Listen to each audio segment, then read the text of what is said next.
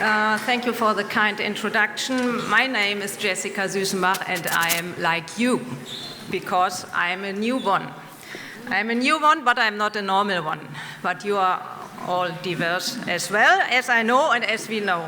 Yes, I start my professorship this semester in Leuphana for sport pedagogic and sport science. And I will speak very clear to you as you listen now. My English is not so good as a native speaker English and the culture faculty, but I will do my best.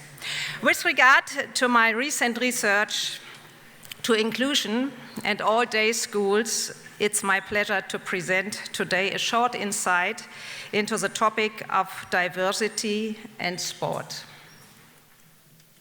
First, I would like to arrange the topic diversity in sports in a pedagogical perspective. My intention is to show the positive impact of sport in our society if you respect certain conditions. I give you some empirical facts and some facts about participation in sport. And finally, we should together think about managing diversity in sport and in our society. Well, the mission of school sports, that's what you all had 12 or 13 years. The physical education and school sports have a specific pedagogical mission. In principle, we are dealing with a double task, not only to disclose the culture of sports and physical activity, but also promote personality formation.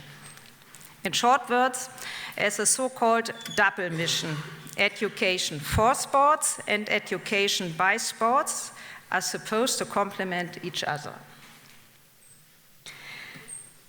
Along these lines, physical education and school sports are linked with certain aims. And this is very interesting because we are talking about diversity, and now we find diversity inside the sport subject. Well, also picking up sport-related motives such as performance or team spirit and cooperation. And they are directed towards educational notions like fair play. From a pedagogical point of view, this approach can be summarized as cooperation and competition, or competing. Summarized as health promotion and summarized as aesthetical education and a self-experience. A multi-perspective sports teaching aims taking up different areas of content, not always soccer or brennball or basketball, various contents in our lessons should we have. I don't know what you had in our school sport. The comprehensive mission demands to meet the expectations in terms of pedagogics and its subject-related diversity by means of promoting school sports. So far, physical education and school sports have a base legitimation in terms of education policy. Why? I will focus on reasons which are linked to my main issue, diversity in sport. Arguments and empirical facts signal that sport lessons can help to open up a multivarious culture of movement, transmit a range of skills and competences for lifelong participation in sporting activities. Further, we know that school sports stimulate processes of self-experience and the promotion of a holistic development, initiating teaming ability and the possibility of identity building. On the other side, we have the governance perspective. Here is another focus, the positive health-related effects and, for sure, benefits for social integration. With regard to elite sports, on a high-performed level, Olympic medals, and especially winning a soccer world championship, for example, in 2014 in Brazil, have an effect on building up national identity. What are the characteristics of modern sport? Very short, I would like to concentrate the symptoms of modern sport in two terms: expansion and diversification. Nowadays, we find a great variety of sport types and forms in different settings. That means places where we are practicing sport activities at school, in sport clubs, fitness center, dancing schools, outdoor activities, or in the Hörsaal. We have always sport activities in our lecture, or just private activities with your friends. This fact is directly connected with different motives to start a sporting activity, and of course, reasons to keep at it or to leave the sport system. That it's always a solution, an alternative to leave the system. Now, what can we say? We have expansion and diversification in sports, so we have the sport for all. Did you find your sport in your career at school or at your private practicing? Please, I would like to ask you, you have to stand up or sit down, never mind. Please think about your personal sport activities. All of you did some activities, at least at school. In which situation do you feel or recognize a relevant difference between yourself and another person? Please describe this short situation, you have only 2 minutes, to your neighbor to the right. I give you 2 minutes.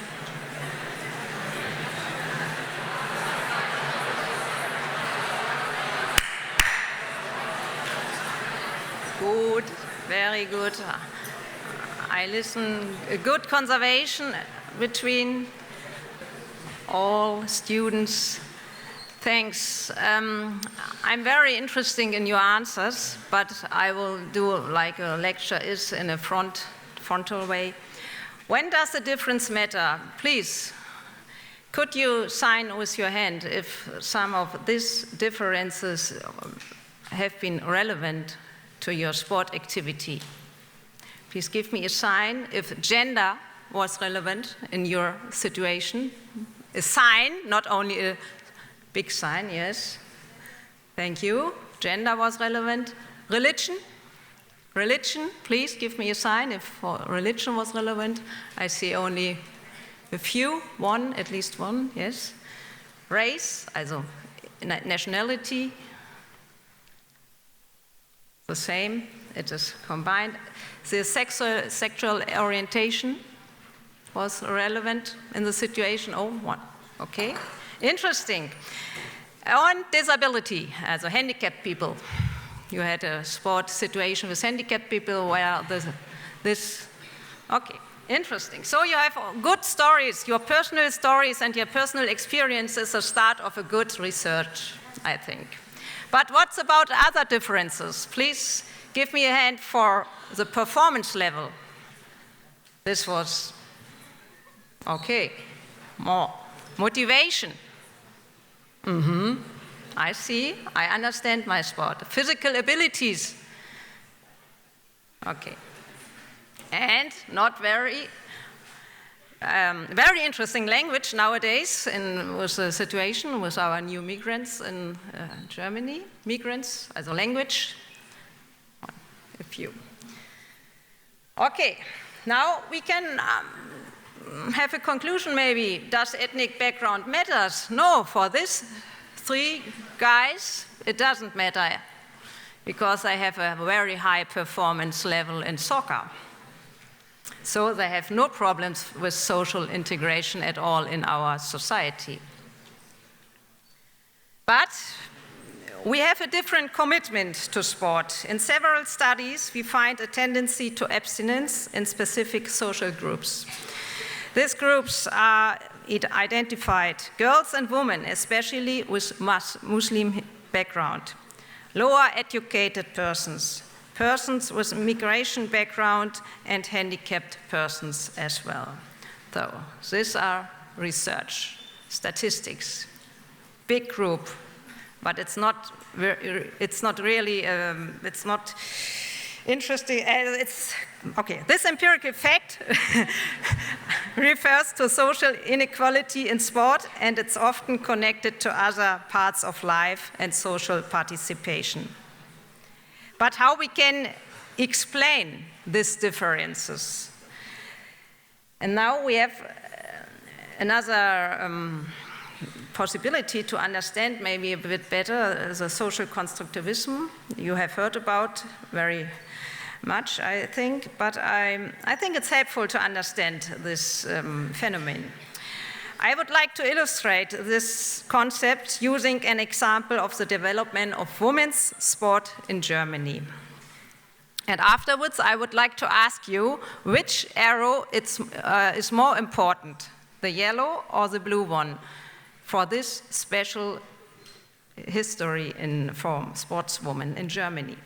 Recently, there has been a considerable change in women's engagement with sport.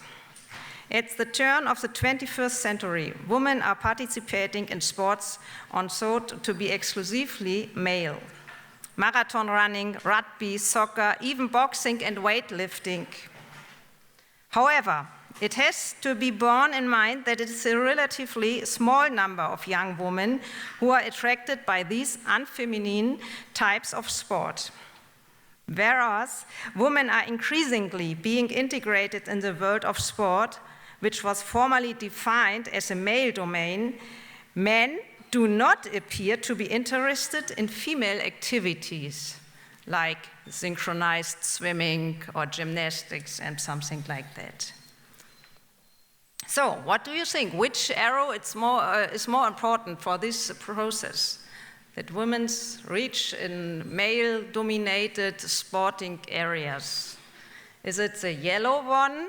Please, hands up. Yellow one. Or the blue one? Blue one, hands for the blue one. It's a strategy, the development is a bottom-up process, and the yellow one shows more a top-down process in this socialization. So, who is for the blue one? Okay, you understand well, the blue one. Now, in the end, we have to ask how we can help them to find access to sport, how we can help the groups who are not find the access to sport till now. What we have seen over time is a growing number of women in sport in all disciplines, as I explained. The German Sports Confederation has a good program and diversity competence. It's a skill in the teacher education as well. So what we have to do, and it's your practical work or your work on research, you have to have knowledge about the dimensions. We talked about this, and the effects of social participation in sport. I explained to you the effects, for the individual effects and the effects on society. But you have to be critical and to analyze, for example, the women's sports in the mass media. How often you get informed about women's sports? Not very often. For that, we have a critical moment. The structure of power in the field of our society, especially the sport, is not balanced. Then you need a reflexive personal attitude. Attitude is a key for all, in my opinion. To be open-minded for the multicultural society. And in the end, if you are a trainer or a teacher or something like this in an educational context, you need concepts, sensitive concepts to deal the diversity in our group, in your group.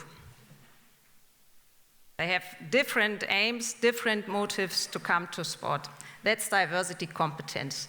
And so in the end, I have two campaigns from the Federal Sport Confederation, German Sports Confederation, and Accept and Respect made the case for diversity and difference through sport. On the one hand, the woman with migration background, and on the other hand, you have a handicapped player, and all find a home in sport. In the end, I would like to motivate you, dynamics in sport. We have lots of dynamics in sports, in the sports scenes, create social variety, and in the end, personal development. And if you have a strong personality, you can take part in society. That's good. So take action and have fun in your beginning for your studies, and take a good research team in your group. Thank you.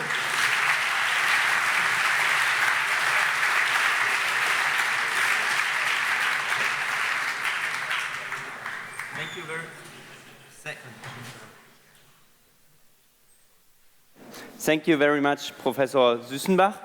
Again, okay, there is a question right there.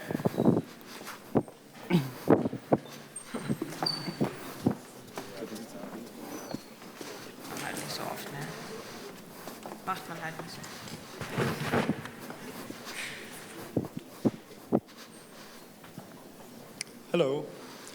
You named sports as a benefit, as a social benefit for national identity. Could you explain what is good about national identity? I didn't get the last part of the question. National identity in? Yeah, could you explain what's good about national identity? I know that.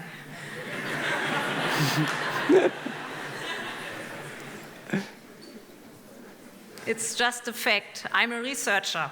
It's not a normative thesis from my side, but if you have a team like we have in the national soccer team with so many players with migration background, I think they can identify with these role models. They reached a status in our society, and they have done a good job on the field. Why we can? It's a chance that our society, or our very multicultural society, can get together.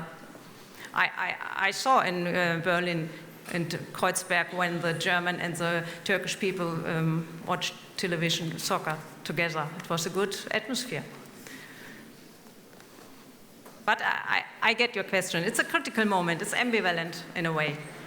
You have to focus the situation, what happened. Thank you. Thank you for your presentation. I wanted to ask again, in which context this bottom-up approach or bottom-up action is essential. So could you explain that again? Yeah. Yeah, and the second question is, why is this bottom-up approach the right one?